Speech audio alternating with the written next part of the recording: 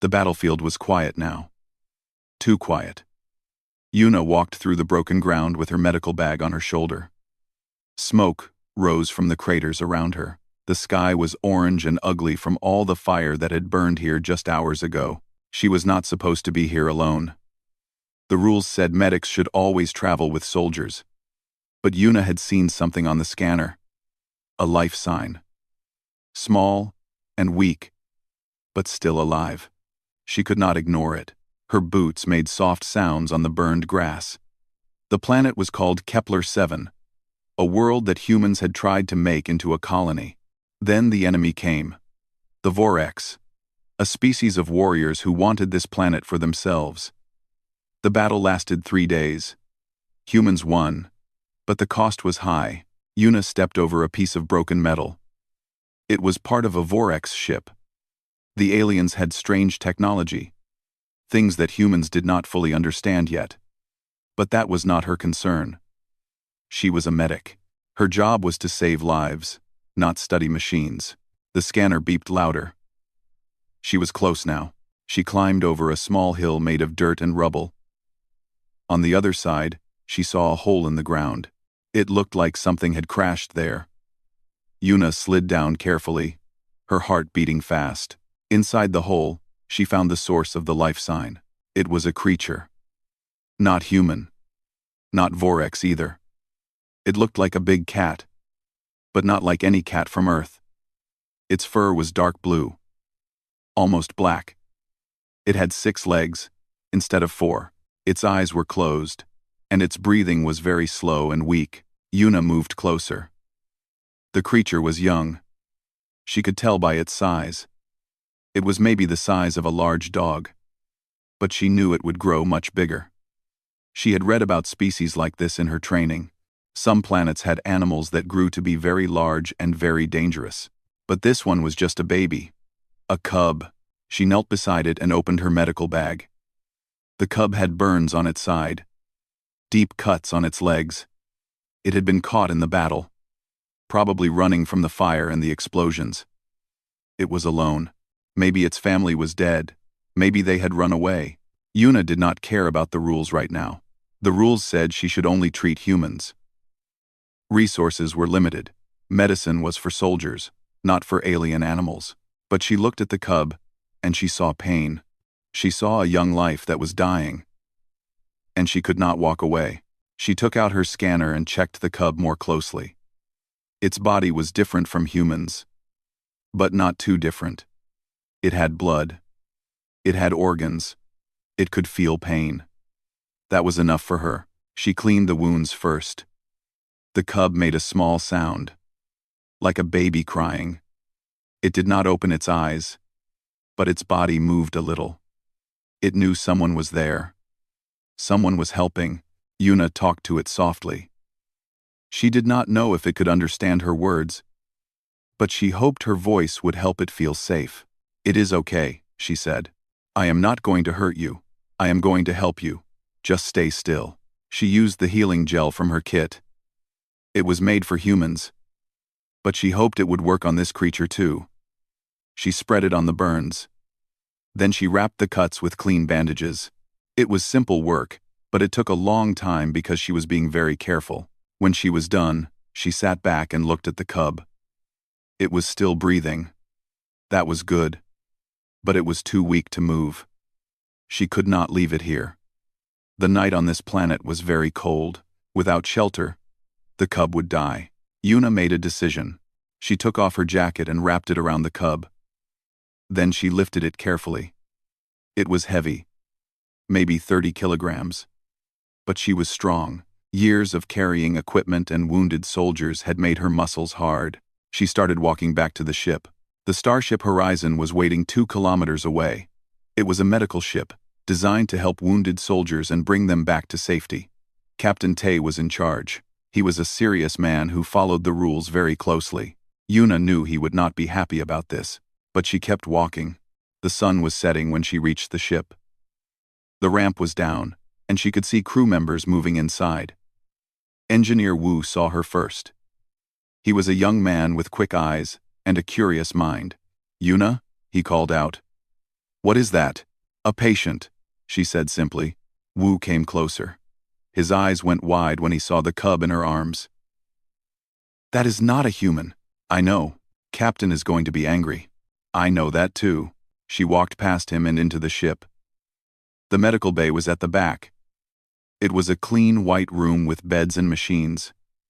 Yuna put the cub on one of the beds. It was still sleeping, but its breathing was a little stronger now. She heard footsteps behind her. Heavy footsteps.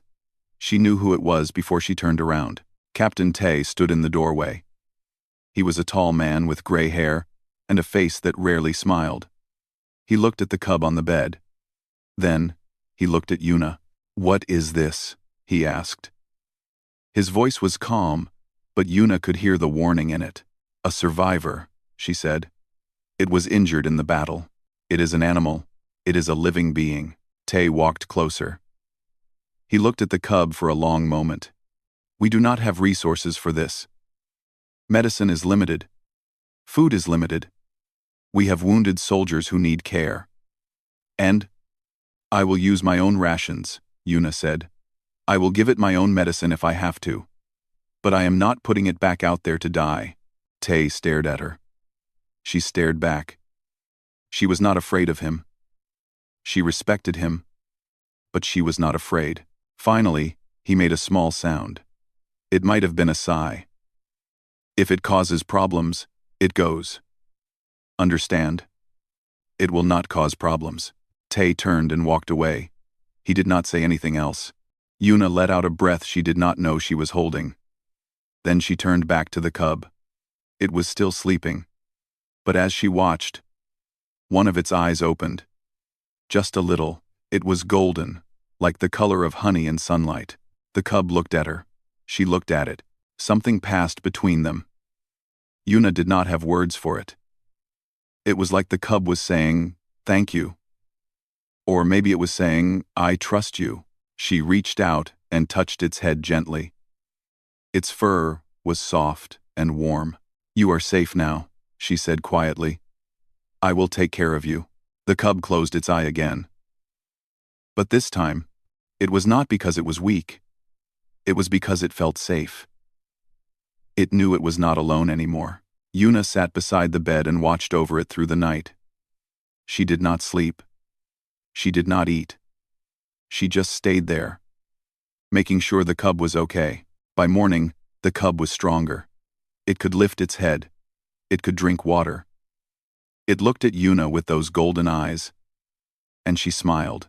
"I think I will call you Bommy," she said. "It means spring, because you survived the winter." The cub made a soft sound. It was not quite a purr, but it was close. Yuna laughed. It was the first time she had laughed in many days. She did not know what would happen next. She did not know how big Bommy would grow, or what challenges they would face. But right now, in this moment, she was happy. She had saved a life, and that was enough. 3 weeks passed on the starship Horizon. The ship traveled through the dark space between stars, carrying its crew toward the next mission. Life on board was simple and routine. Wake up, work, eat, sleep, do it again. But for Yuna, nothing was simple anymore. Because everywhere she went, Bommy followed. The cub had healed fast. Faster than Yuna expected. Within 5 days, Bommy could walk. Within 10 days, she could run. And by the end of the 3rd week, she had grown to the size of a small pony. Yuna checked the data files every day, trying to learn more about Bommy's species. The information was limited. The species had no official name in human records. Scientists called them Kepler felines because they were first seen on planets in the Kepler system. They were rare, they were mysterious, and they grew very, very big. How big? Yuna did not want to think about that yet. Right now, Bommy was about 60 kilograms. She was blue-black with those beautiful golden eyes. Her 6 legs moved in a strange but graceful way, like a wave flowing across the ground. She made sounds that were something between a cat and a bird, soft chirps when she was happy, low growls when she was not, and she was always with Yuna. In the morning, Bomi waited outside Yuna's room. When Yuna opened the door, Bomi would stand up and bump her big head against Yuna's hand. It was her way of saying good morning. In the medical bay, Bomi lay in the corner and watched Yuna work. She never got in the way. She never touched the equipment. She just watched, like a guardian keeping an eye on her person. At meals, Bomi sat beside Yuna's chair.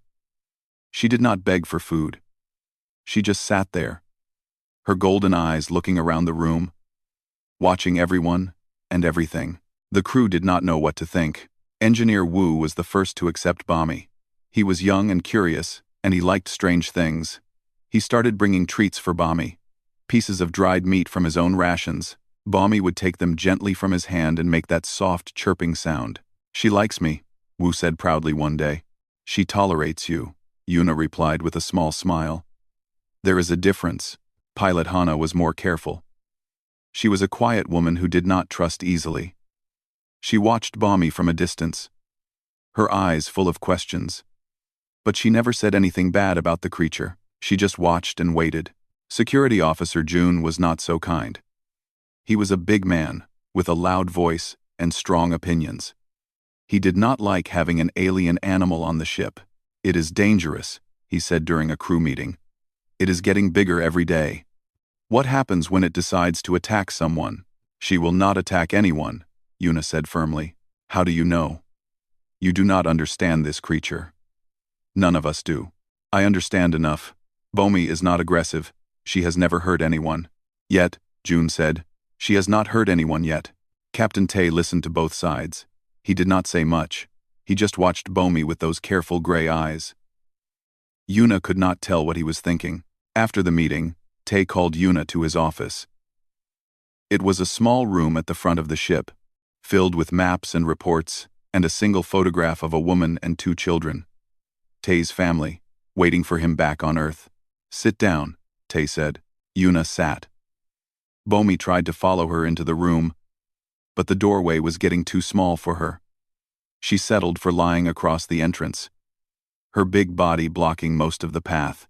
Tay looked at Bomi for a moment. Then he looked at Yuna. "June has a point," he said. "That creature is growing fast. Soon it will be too big for this ship." "I know," Yuna said. "But I cannot abandon her." "I am not asking you to abandon her. I am asking you to think about the future. What happens when we reach the next station? What happens when we go back to Earth?" Yuna had thought about these questions many times. She did not have good answers. "I do not know," she admitted. "But I will figure it out. I always do." Tay leaned back in his chair. "You are a good medic, Yuna. One of the best I have worked with. But you are also stubborn. Too stubborn sometimes." "Thank you, Captain." He almost smiled. Almost. That was not entirely a compliment. Yuna shrugged. "I know." Tay was silent for a moment. Then he said, "I have been reading about Kepler felines. The reports are not complete. But there are some interesting things. They are intelligent. More intelligent than most animals. Some scientists believe they can form deep bonds with other species, like wolves and dogs did with humans thousands of years ago." Yuna nodded. She had read the same reports. "If that is true," Tay continued, "then that creature is not just following you because you feed her. She is following you because she has chosen you. You are her family now. Caesar." When we have her family now, Yuna felt something warm in her chest. She had hoped this was true, but hearing the captain say it made it feel more real. "I will protect her," Yuna said. "Whatever happens." Tay looked at her for a long moment. Then he nodded. "I believe you will. Just try not to let her eat anyone." Yuna laughed. It surprised her. She did not laugh often these days. She left the captain's office and found Bomi still lying across the doorway. The cub looked up at her with those golden eyes, and Yuna knelt down to rub her head. "Come on," she said. "Let us go for a walk." They walked through the ship together. The halls were narrow, and Bomi took up most of the space. Crew members had to press against the walls to let them pass. Some of them smiled. Some of them looked nervous. But no one complained. Not anymore. They reached the observation deck at the back of the ship. It was a small room with a big window that looked out at the stars. Yuna liked to come here when she needed to think. She sat on the floor, and Bommy lay down beside her. The cub's body was warm, like a living blanket. Yuna leaned against her and looked out at the universe. "We are a long way from home," Yuna said softly. "Both of us." Bommy made a small sound. It was gentle and sad, like she understood. "I do not know what will happen next," Yuna continued. "I do not know if we will find a place where you can be safe. But I promise you, I will try. I will always try." Bommy turned her big head and pressed her nose against Yuna's cheek. It was cold and wet, and it made Yuna smile. "I love you too," she whispered. They stayed there for a long time, watching the stars drift by. The ship hummed quietly around them. The universe was big and dark and full of danger. But in this moment, Yuna did not feel afraid. She had Bommy. Bommy had her. They were family now. And family takes care of each other. The weeks continued to pass. Bommy continued to grow. By the 6th week, she was over 100 kilograms. By the 8th week, she was 150. The crew started making jokes about needing a bigger ship, but something else was happening too. Something that Yuna did not expect. The crew was starting to accept Bommy. Not just tolerate her. Accept her. Wu taught her tricks. Simple things, like sitting and lying down. Bommy learned fast. She seemed to enjoy the attention. Hana started leaving fish in Bommy's food bowl. She never said anything about it, but Yuna noticed, and she was grateful. Even June softened a little. One night, Yuna found him sitting in the observation deck with Bommy beside him. He was not petting her, but he was not running away either. They were just sitting together, looking at the stars. "She is not so bad," June admitted when he saw Yuna watching. "For an alien," Yuna smiled. "Thank you, June." He grunted and walked away. But Yuna saw the small smile on his face. He was trying to hide it, but she saw it anyway. Bommy had become part of the crew. Not officially. There was no place for alien animals in the military records. But unofficially, she was one of them. She was the ship's guardian, their good luck charm, their friend. And as the horizon flew through the endless dark of space, Yuna felt something she had not felt in a long time. Hope. Maybe everything would be okay. Maybe they would find a way. Maybe Bommy would have a good life, surrounded by people who cared about her. Maybe this strange little family they had built would last. Yuna did not know for sure. But she was willing to believe. And sometimes, that was enough. The distress call came in the middle of the night. Colony Station 12 was under attack. Vorex raiders had come out of nowhere, hitting the station hard and fast. There were casualties. Many casualties. Captain Tay ordered the Horizon to change course immediately. They pushed the engines to maximum speed. The ship shook and groaned, but it held together. It always did. Yuna prepared the medical bay for the incoming wounded. She checked every machine, every tool, every supply. She made lists of what she had and what she might need. She worked quickly and efficiently, her mind focused on the job ahead. Bommy watched from her corner. The cub was fully grown now, or close to it. 400 pounds of muscle and fur and golden eyes. She took up most of the corner by herself, but she was quiet and still, sensing that something serious was happening. They reached Colony Station 12 6 hours later. What they found was terrible. The station was damaged badly. Whole sections were dark and broken. Bodies floated in the wreckage. The survivors were crowded into the few areas that still had air and power. They were scared and hurt and desperate. Yuna worked without stopping. For 12 hours. Then 24. Then 48. The wounded kept coming. Soldiers with burns and broken bones. Civilians with cuts and infections. Children with eyes full of fear. Yuna treated them all. She did not rest. She did not eat. She barely drank water. The other medics tried to help, but there were not enough of them.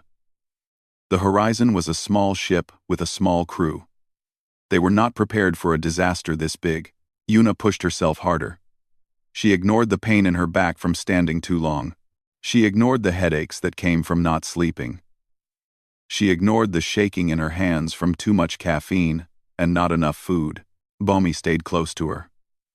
The big cat moved through the medical bay like a shadow, always nearby but never in the way. Sometimes she would press her warm body against Yuna's legs, as if reminding her that she was not alone, but Yuna barely noticed. Her mind was filled with wounds and blood, and the faces of people who needed her help. 72 hours passed, 3 full days without sleep.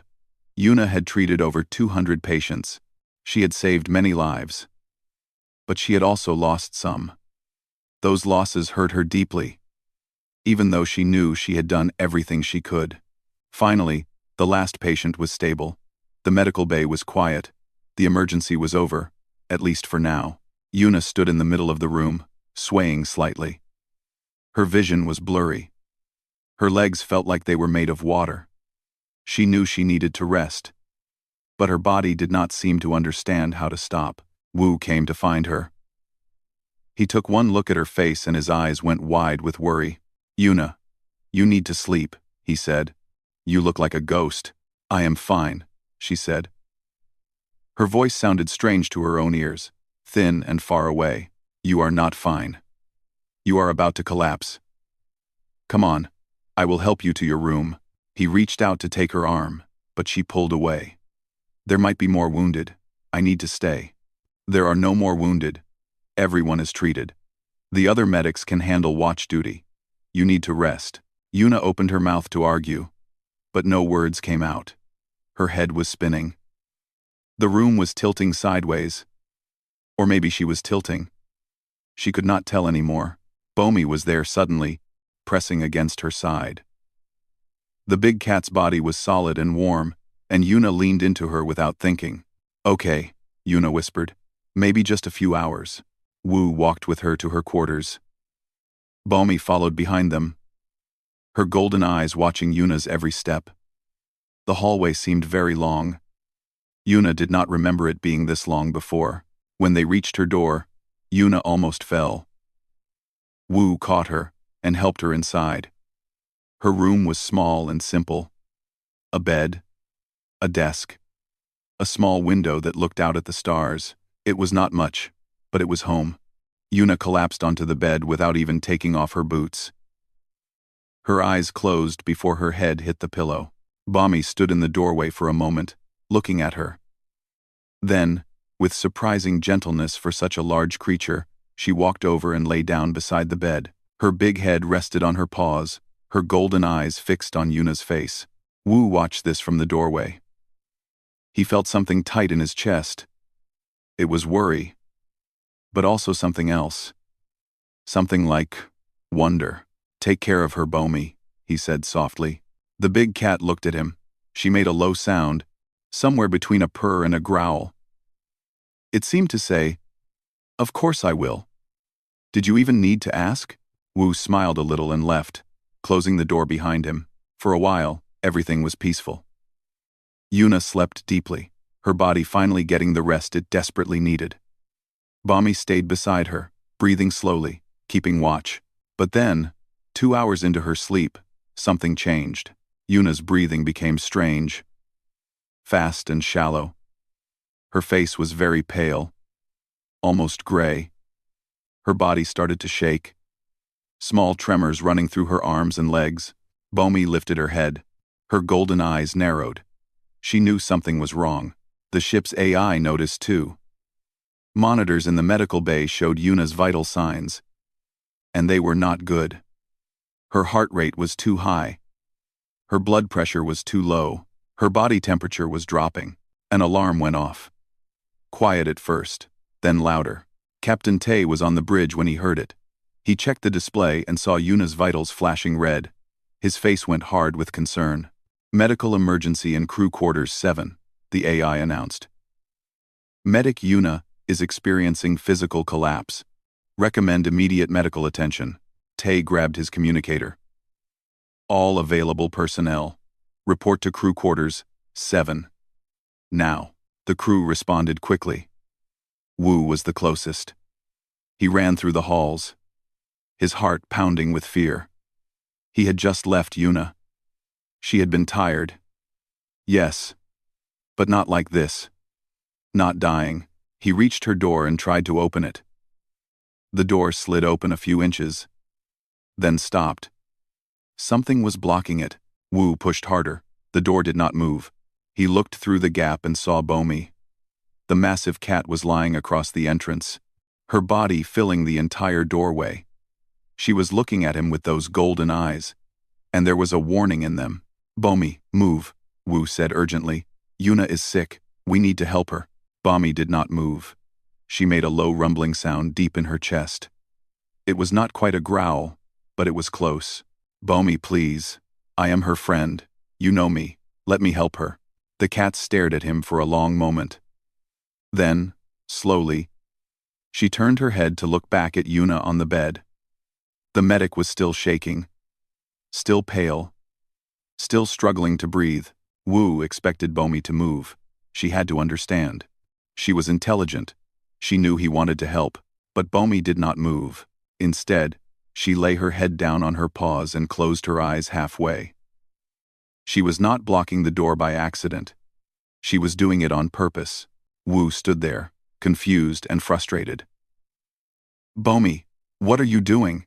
She needs help. Captain Tay arrived, followed by Hana and June. They all tried to push the door open. It would not budge. 400 pounds of alien cat was not something you could move easily. Get a tranquilizer, June said. We will put her to sleep and move her. No, Tay said sharply. We are not going to hurt her. That is not what Yuna would want. Yuna might die if we do not get to her. I know. Tay's voice was tight with tension. But look at Bomi. Really look at her. She is not being aggressive. She is being protective. Everyone looked at the big cat. She was calm, almost peaceful. Her eyes were soft, not angry. She was not baring her teeth or making threatening sounds. She was just lying there, blocking the door. She is not letting us in, Hana said quietly. Why? Nobody had an answer. Inside the room, Yuna's breathing began to change. The tremors in her body slowed. Her color started to come back. Just a little. The monitors showed her vital signs stabilizing. Slowly but steadily, Tay watched the display on his communicator. His eyes widened. She is getting better, he said. Her vitals are improving. How? Wu asked. We did not do anything. Tay looked at Bomi. The big cat looked back at him. And in that moment, he understood. She needed rest, he said slowly. That is all. Just rest. And Bomi knew it. She knew that if we came in with machines and medicines and panic, we would not let Yuna sleep. We would try to fix her with technology. But what she really needed was time. The crew was silent, taking this in. Bomi made a soft chirping sound. It seemed almost smug. She knew before we did, Hana said with wonder. She understood what Yuna needed better than we did. June shook his head in disbelief. It is just an animal. No, Tay said. She is not just an animal. She is family. They stayed there for a while, watching through the gap in the door. Yuna's breathing became normal. Her color returned. She stopped shaking. She was just sleeping now, deep and peaceful. And Bomi stayed exactly where she was, guarding, protecting, making sure nobody disturbed the woman she loved. The medic had said she needed rest, and Bomi was making sure she got it. 400 pounds of do not disturb. The hours passed slowly. The crew of the Horizon took turns watching through the gap in the door, checking on Yuna from a distance. Nobody tried to move Bomi again. They understood now, or at least, they were starting to understand. Wu sat against the wall opposite Yuna's door. He had been there for 3 hours, watching and waiting. He could not sleep. His worry was too strong. You really love her, do you not? He said quietly to Bomi. She saved your life, and now you are saving hers. Bomi opened one golden eye and looked at him. She made a soft sound, almost like agreement. I wish I could explain to you that we only want to help. Wu continued. We are not enemies. We are friends. All of us. Bommy closed her eye again. She did not move. Captain Tay came by every hour to check the monitors. Yuna's vital signs were stable now. Her heart rate was normal. Her blood pressure was good. Her body temperature had returned to healthy levels. She was not in danger anymore. She just needed sleep. How long has it been? Tay asked during his 4th visit. 6 hours, Wu replied. She has been sleeping for 6 hours. Good. Her body is recovering. What do we do now? Tay looked at Bommy. The big cat looked back at him. Calm and patient. We wait. That is what she wants us to do. So that is what we do. Hana brought food and water. She set them down near the door. Close enough for Bommy to reach, but not so close that it seemed like a trick. Bommy sniffed the food, then ate a few bites. She drank some water. But she never moved from her position, blocking the entrance. Smart girl, Hana said. She knows how to take care of herself too. June came by, looking uncomfortable. He stood at a distance, arms crossed over his chest. I still think this is strange, he said. An animal making decisions for us. It does not feel right. She is not making decisions for us, Tay said. She is making decisions for Yuna. There is a difference. Is there? Tay nodded slowly. Yuna cannot speak for herself right now. She is unconscious. So Bommy is speaking for her. She is protecting her. That is what family does. June was quiet for a moment. Then he said, My grandmother had a dog when I was young. Old thing, could barely walk. But when my grandmother got sick, that dog would not leave her side. Growled at anyone who came too close. Even family. Even me. What happened? Wu asked. My grandmother got better. The dog died a week later. It was like he was holding on just long enough to make sure she was okay. June's voice was rough. I did not understand it then. I think I am starting to understand it now. He walked away without saying anything else. But Wu noticed that his eyes were wet. The night cycle came. The ship's lights dimmed to simulate darkness, even though there was no real day or night in space. Most of the crew went to their quarters to sleep. Only a few remained awake, keeping watch. Wu stayed by Yuna's door. He could not leave. He felt responsible somehow. He had been the last one to see her before she collapsed. He should have made her rest sooner. He should have tried harder. I am sorry, he said to Bommy. I should have taken better care of her. Bommy looked at him for a long moment. Then she reached out one of her 6 paws and touched his hand gently. It was such a human gesture that Wu almost laughed. Are you forgiving me? He asked. Bommy made that chirping sound again. Then she pulled her paw back and rested her head on it. Inside the room, Yuna stirred. She turned over in her sleep, mumbling something that Wu could not hear. But she did not wake up. She was not ready yet. 8 hours passed, then 10. The medical files said that humans needed at least 8 hours of sleep to recover from severe exhaustion. But Yuna had not slept in over 3 days. Her body needed more. Bommy seemed to know this. She did not move. Crew members came and went. Some brought offerings for Bommy. Food, treats, even a toy that someone had made from old cloth. Bommy accepted these gifts with quiet dignity. But she did not play. She did not relax. She stayed focused on her duty. Captain Tay spent most of the night on the bridge, monitoring the situation from a distance. He did not want to crowd the doorway, but he watched the vital signs carefully. And he watched Bommy too, through the security cameras. He had commanded many ships over the years. He had seen many strange things in space. Aliens with bodies made of crystal. Planets that sang when the wind blew.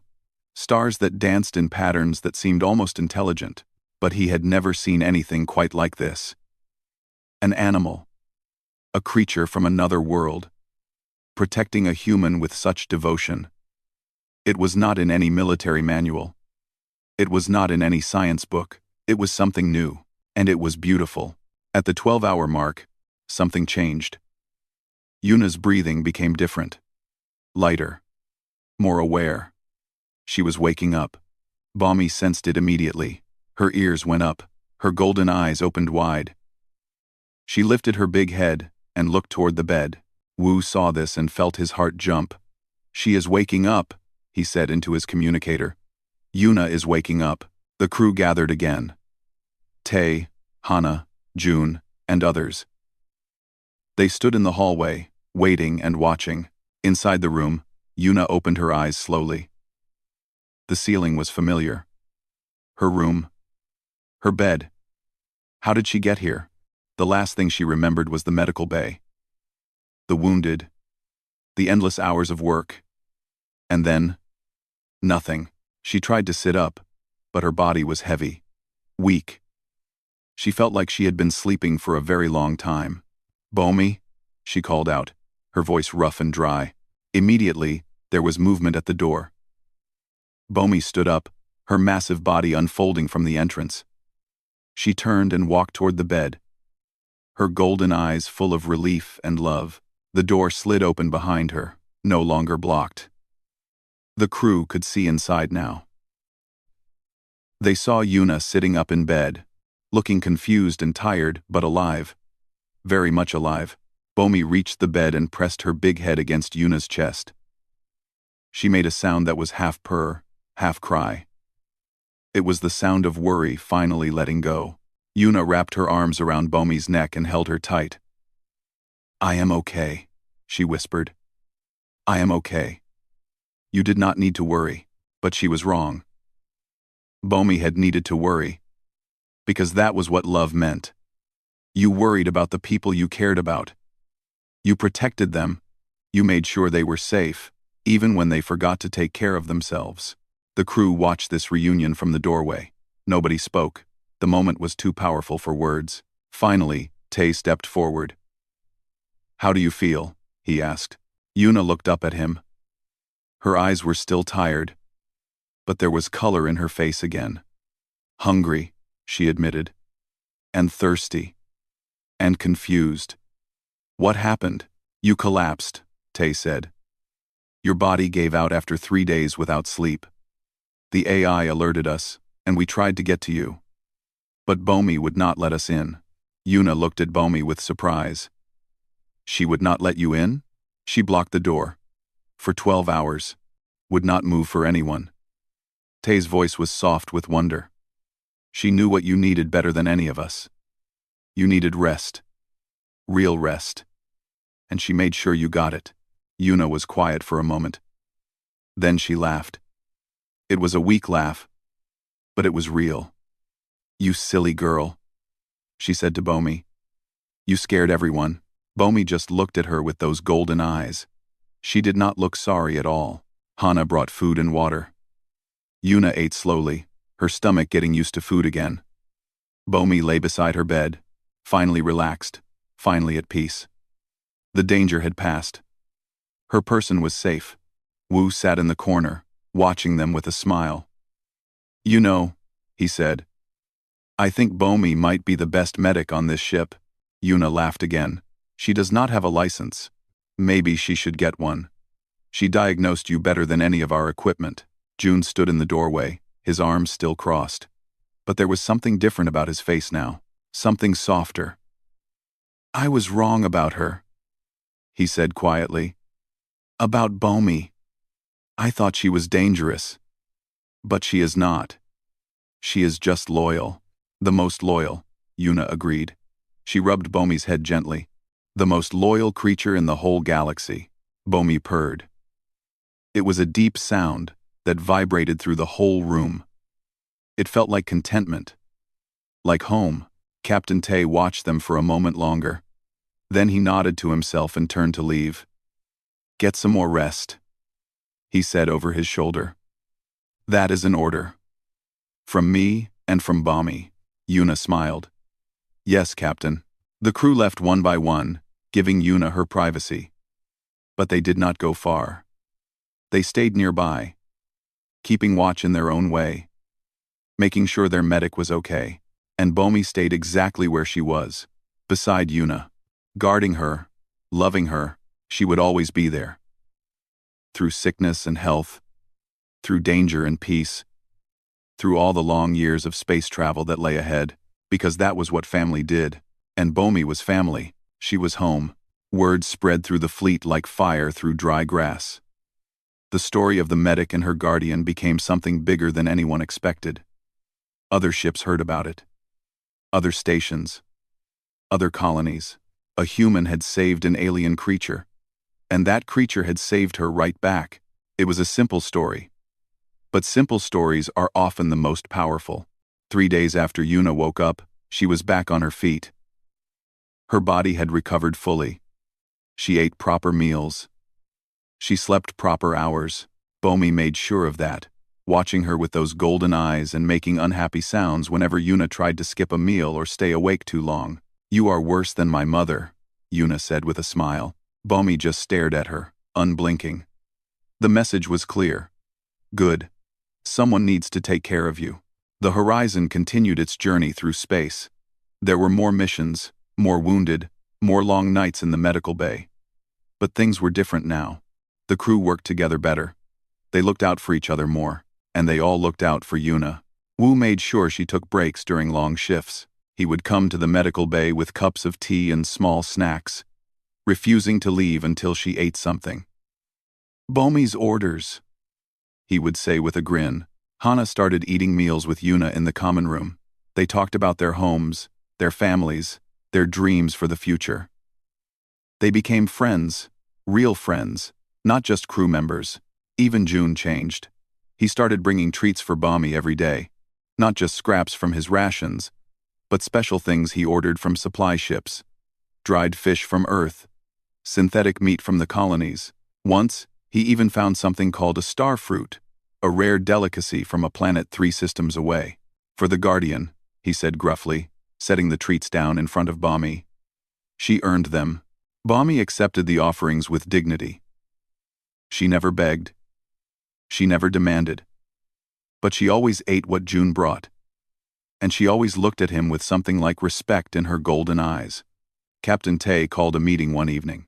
The whole crew gathered in the common room, sitting in chairs and on the floor and leaning against the walls. Bomi lay in the middle of the room, taking up space that probably should have belonged to 3 or 4 humans. Nobody complained. "I want to talk about what happened," Tay said. His voice was calm and serious. "Not just the facts. I want to talk about what it means." The crew was quiet, waiting. "When Yuna brought Bomi onto this ship, I had doubts. Many of you had doubts too. We did not know what this creature was. We did not know if she was dangerous. We did not know if she would cause problems." He paused and looked at Bomi. She looked back at him, calm and patient. "We were wrong to doubt. Not because Bomi is harmless. She is not harmless. She is 400 pounds of muscle and claws and teeth. She could hurt any of us if she wanted to. But she does not want to. Because she is not just an animal, she is family." Yuna felt tears building in her eyes. She tried to blink them away, but they would not go. "Humans have a long history of forming bonds with other species," Tay continued. "Dogs, horses, cats. We work with them. We live with them. We love them. And they love us back. This is not weakness. This is strength. It is one of the things that makes humans special." He looked around the room at his crew. "Out here in space, we meet new species all the time. Some are enemies. Some are neutral. But some, like Bomi, can become family. And when that happens, we should not be afraid. We should be grateful." June spoke up, his voice rough. "What about the regulations? The military says we should not have alien animals on ships." "I know what the regulations say," Tay replied, "and I will deal with that when the time comes. But right now, on this ship, Bomi is crew. She has earned her place. She has proven her loyalty, and I will not let anyone take her away." The room was silent for a moment. Then Wu started to clap. Hana joined in. Then June. Then everyone else. The sound filled the room, loud and joyful. Bomi lifted her head and looked around with confusion. She did not understand clapping, but she understood that these humans were happy. And that made her happy too. Yuna reached out and put her hand on Bomi's head. "They love you," she said softly.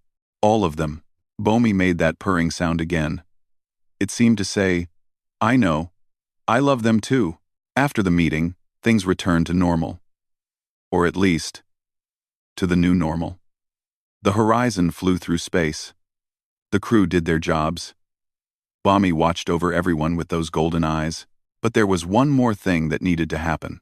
A few weeks later, the Horizon received a special visitor. A scientist named Un came aboard. She was an expert in alien species, sent by the fleet to study Bomi and write a report. Yuna did not like this. She was worried that Un would recommend taking Bomi away. But Captain Tay told her to trust the process. So she waited and watched. Un spent 3 days observing Bomi. She took notes. She ran scans. She watched how Bomi interacted with the crew. She asked questions and listened carefully to the answers. On the 3rd day, she asked to speak with Yuna privately. They met in the observation deck, where Yuna had spent so many hours looking at the stars with Bomi. The big cat was not there now. She was in the medical bay, keeping Wu company during his shift. "I have seen many things in my career," Un said. She was an older woman with kind eyes and gray hair pulled back in a simple bun. "I have studied hundreds of alien species. I have seen bonds form between humans and creatures from other worlds, but I have never seen anything quite like this." Yuna waited, her heart beating fast. "Kepler felines are rare," Un continued. "We know very little about them. But one thing is clear from my observations. They are capable of deep emotional connections. Connections that go beyond simple animal instinct. Bomi did not bond with you because you fed her. She bonded with you because you showed her kindness when she was alone and scared and dying." "I just did what any medic would do," Yuna said quietly. "No. You did what a good person would do. There is a difference." Un smiled gently. "Many medics would have followed the regulations. They would have walked away. But you did not. You saw a life that needed saving, and you saved it. That is not just being a good medic, that is being a good human." Yuna felt those tears again. This time, she did not try to stop them. "My report will recommend that Bomi stays with you," Un said. "I will argue that the bond between you is too valuable to break. That studying it could teach us much about how humans can connect with alien species. That breaking it would be cruel and wrong." "Thank you," Yuna whispered. "Do not thank me. Thank Bomi. She is the one who showed me what was possible." Un stood up and walked toward the door. Then she paused and looked back. "Take care of each other. That is all any of us can do in this vast, strange universe. Take care of each other." She left. Yuna stayed in the observation deck for a long time, watching the stars. Later, she found Bomi in the medical bay. The big cat was lying beside one of the beds, where a young soldier was recovering from surgery. Bomi's presence seemed to calm the soldier. He was sleeping peacefully, his face relaxed. Yuna knelt down beside Bomi and wrapped her arms around her neck. "We get to stay together," she said. "Forever." Bomi made a soft sound. She already knew. She had always known. Because that was what family meant. Not just blood. Not just species. Family was the people who stayed with you, who protected you, who loved you even when you forgot to love yourself. Yuna had saved Bomi on a burned battlefield. Bomi had saved Yuna with 12 hours of stubborn, immovable love. They were even now, but they would keep saving each other, again and again, for the rest of their lives. That was how the story ended. Not with a battle or a dramatic rescue, just with two beings, human and alien, sitting together in a quiet room, grateful for each other. Outside, the stars went on forever. The universe was big and cold and full of danger. But inside the horizon, there was warmth. There was love. There was family, and that was enough. That was always enough.